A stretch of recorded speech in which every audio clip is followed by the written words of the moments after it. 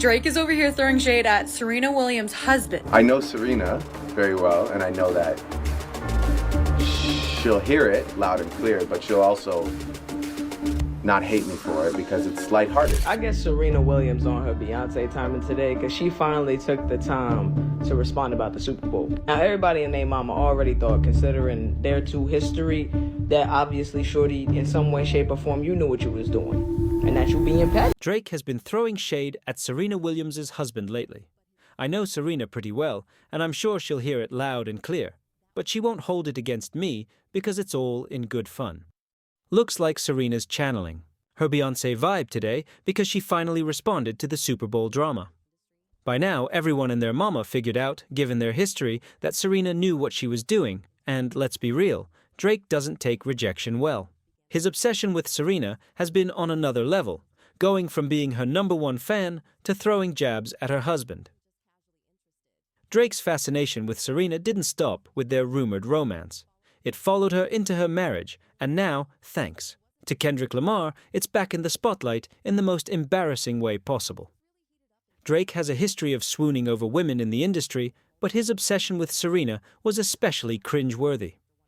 It all started back in 2011 when rumors about Drake and Serena first surfaced. At first, everyone dismissed it as just another rapper fawning over a superstar athlete, but Drake took it to another level. He was courtside at her matches, always front row, traveling with her to tournaments from Wimbledon to Toronto. It wasn't just a casual thing. Drake was clearly making it his full-time job to be her biggest fan. Things really heated up in 2015 when Serena and Drake were seen together multiple times. Wait, Drake and Serena Williams dated. Am I the only one who didn't know this? Who was the man in that relationship? We all know Drake is a bit sassy, and Serena, well, she's not exactly the most notorious when it comes to relationships, but the most infamous moment? Their date night in Cincinnati, caught making out at a fancy restaurant after one of her matches. At that point, it was clear something was going on, but here's the twist. Despite everything, Serena never publicly claimed Drake. Leave it to Drake to treat his music like a diary, leaving behind lyrics that pretty much spelled it all out. While the world spent years trying to figure out their relationship timeline, this latest Super Bowl moment felt like the ultimate shade. I was with Serena at the time, and we had been talking a lot about her and Sharapova going back and forth over the years. And she had made this comment to me, and she was like, "Well, look, if you're gonna go again, you know, she's like, that beat that's on in there, it's just that she's like, you gotta finish it."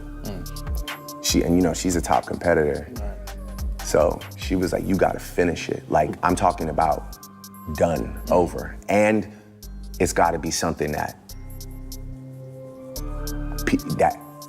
everyone that he's with and him have to hear. Can't ignore it. Right. Yeah. You can't do some shit that's just for the moment and then it goes away. Let's rewind to 2013, when Drake dropped Worst Behavior on Nothing Was the Same, and one line had everyone side-eyeing. "I swear I could beat Serena when she playing with her left." The audacity. It was one of the first lyrical hints at their connection, though no one really pieced it together yet. Fast forward to 2015, and Serena and Drake were practically inseparable, spotted together at dinner, and Drake cheering louder than her actual coach at her matches. But the real tea came in 2019, when Drake admitted Serena was the one who pushed him to go all in on his infamous back-to-back diss track. Serena, always the competitor, told him to finish the job and make sure everyone heard it, leaving no room for doubt.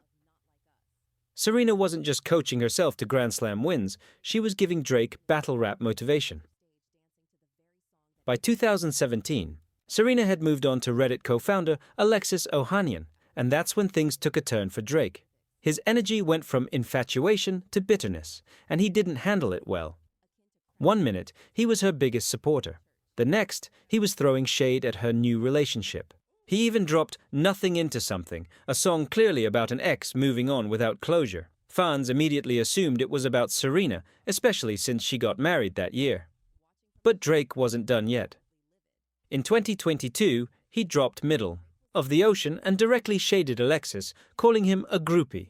Serena's husband, Alexis, wasn't having it. He posted a picture of himself with their daughter, Olympia, at one of Serena's matches saying, "The reason I stay winning is because I'm relentless about being the absolute best at whatever I do, including being the best groupie for my wife and daughter."